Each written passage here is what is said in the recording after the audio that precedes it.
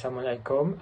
Sebelum memulakan sesi video pembentangan kumpulan ini, terlebih dahulu saya ingin memperkenalkan diri ahli kumpulan saya, iaitu nama saya Muhammad Shah Alam, diikuti dengan Nazarimi, Iwan, Ruzila dan Syuhada. Okey. So bagi tajuk undang-undang dan komunikasi, kami akan membentangkan tajuk pilihan fitnah cyber bagi tujuan kumpulan 1 ini. Okey, era globalisasi kini, fitnah di alam cyber bukan lagi satu situasi yang asing.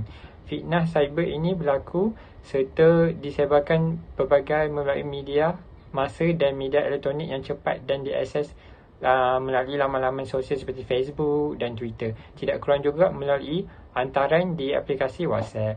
Fitnah yang cuba dicetuskan tersebar dengan amat pantas, meluas dan mudah tanpa sebaran sekatan di mana-mana, akhirnya secara tidak langsung mencetuskan kekacauan dan huru-hara serta ketidakpastian dalam masyarakat.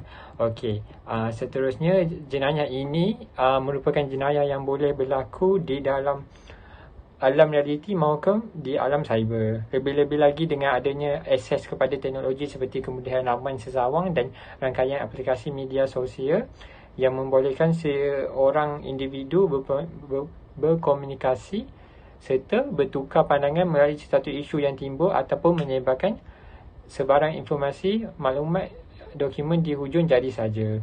Dengan wujudnya media komunikasi, media sosial seperti ini, adalah tidak mustahil seorang individu boleh menyebarkan kepada individu atau kelompok yang lain tentang sesuatu isu yang tidak benar dan tidak tahu hujung pangkalnya yang berpunca terjadinya satu fitnah. Seterusnya saya akan serahkan kepada rakan saya, Encik Ruzila. Assalamualaikum warahmatullahi wabarakatuh. Saya Ruzila Erimentis Tapa, nombor matrik 266319. Saya akan membentangkan tentang poin yang kedua, iaitu pembincangan tentang isu yang berkaitan dengan undang-undang komunikasi. Okay, pada peringkat awal, jenayah cyber yang berlaku di Malaysia masih lagi di tahap yang terkawal dan tidak membimbangkan kerana faktor bilangan komputer dan had rangkaian internet masih lagi pada peringkat permulaan. Okay, isu pertama undang-undang komunikasi yang timbul dan menjadi kes di mahkamah adalah di mana satu portal berita dalam talian, iaitu Malaysia Kini, yang telah menerbitkan sebuah rencana bertajuk Musa Aman dibebaskan setelah pendakwaan berlaku untuk menjatuhkan semua tuduhan. Okey, hal ini telah mengundang kecaman dari netizen yang telah mempersoalkan kewibawaan Badan Kehakiman Negara lah.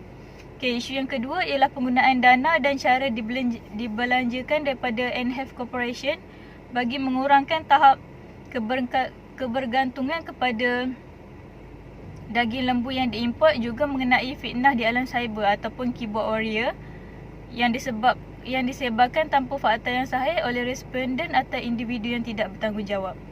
Okey, itu sahaja yang ingin saya kupas. Sekian, terima kasih. Assalamualaikum warahmatullahi wabarakatuh. Nama saya Muhammad Irwan bin Basir, nombor matrik 266931. Okey, saya akan menerangkan poin yang ketiga, iaitu berkaitan dengan undang-undang komunikasi yang berkaitan dengan isu yang dipilih, iaitu fitnah cyber.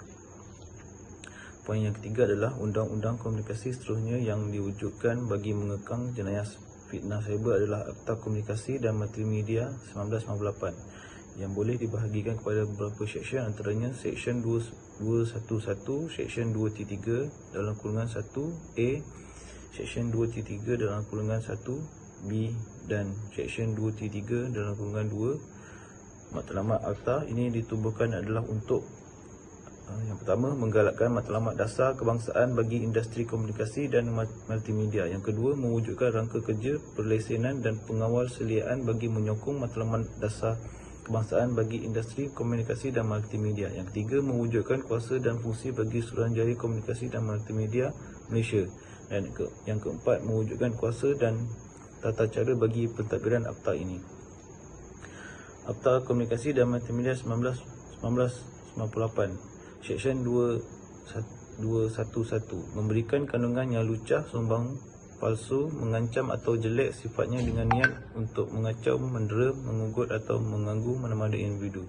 Seksyen 2.3 dalam kurungan 1A memulakan penghantaran apa-apa komen permintaan yang lucah, sumbang palsu, mengancam atau jelek dengan niat bagi menyakitkan hati, mengenainya, mengugut atau mengganggu orang lain. Seksyen 2.3 dalam kurungan 1B memulakan suatu komunikasi dengan niat untuk menyakitkan hati, menganiaya, mengugut atau mengganggu mana-mana orang.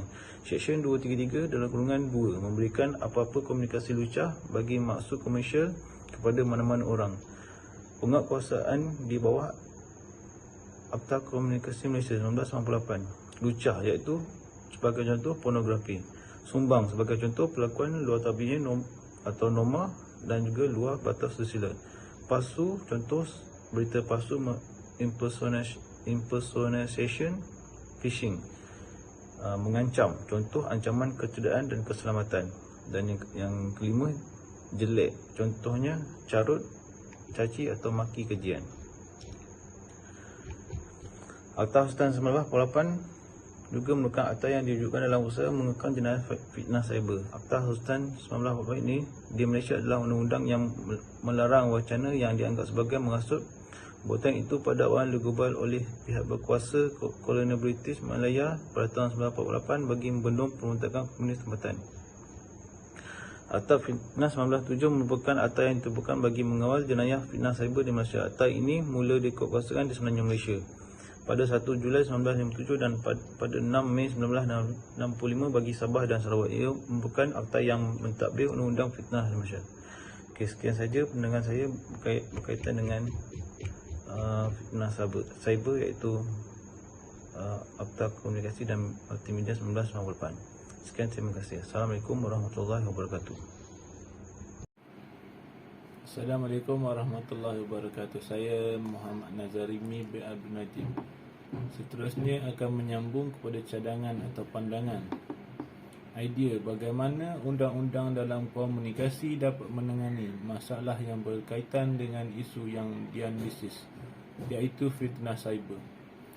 Cadangan bagaimana undang-undang dalam komunikasi dapat menangani permasalahan yang berkaitan dengan jenayah fitnah cyber adalah dengan mewujudkan silibus dalam pembelajaran di peringkat awal atau universiti. Menurut Muhammad Adnan, Siti Zobidah Jusang Bolong dan Akmal Hayati 2017 bersepakat mengatakan bahawa faktor kurangnya ilmu mengenai undang-undang cyber juga merupakan faktor peningkatan statistik jenayah cyber. Sebagai contoh, subjek demokrasi dan masyarakat sivil dan subjek undang-undang komunikasi, di mana silibus pembelajaran subjek tersebut ada pencerahan mengenai akta hasutan dan akta fitnah. Cadangan lain dalam usaha menangani permasalahan jenayah fitnah di alam cyber yang melibatkan ketelusan institusi di Malaysia ini dan sebarang fitnah yang telah diwujudkan Suruhanjaya Komunikasi dan Multimedia Malaysia SKMM. Melalui akta Suruhanjaya tersebut pada tahun 1998 dan juga Akta Komunikasi Multimedia.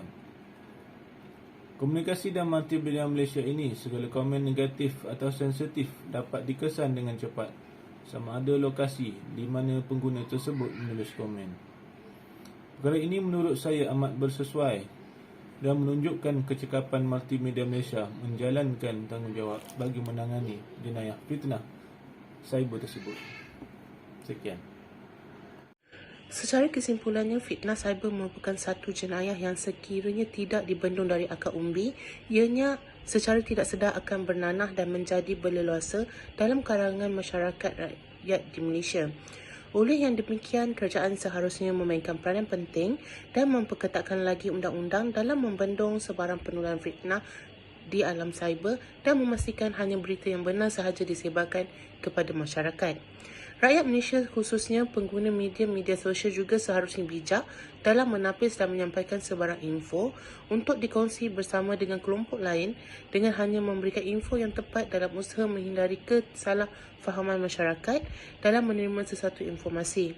Selain itu, individu juga harus sedar bahawa kebijaksanaan dalam menggunakan internet atau media sosial secara sesemasa memberikan sebarang pendapat dan buah fikiran amatlah penting. Biarpun internet berupaya menghubung dalam menyampaikan sesuatu maklumat, namun rakyat perlu peka dengan perkara atau sesuatu isu yang sensitif yang perlu dipelihara dalam usaha mengekalkan keharmonian sejagat. Itu sahaja. Terima kasih.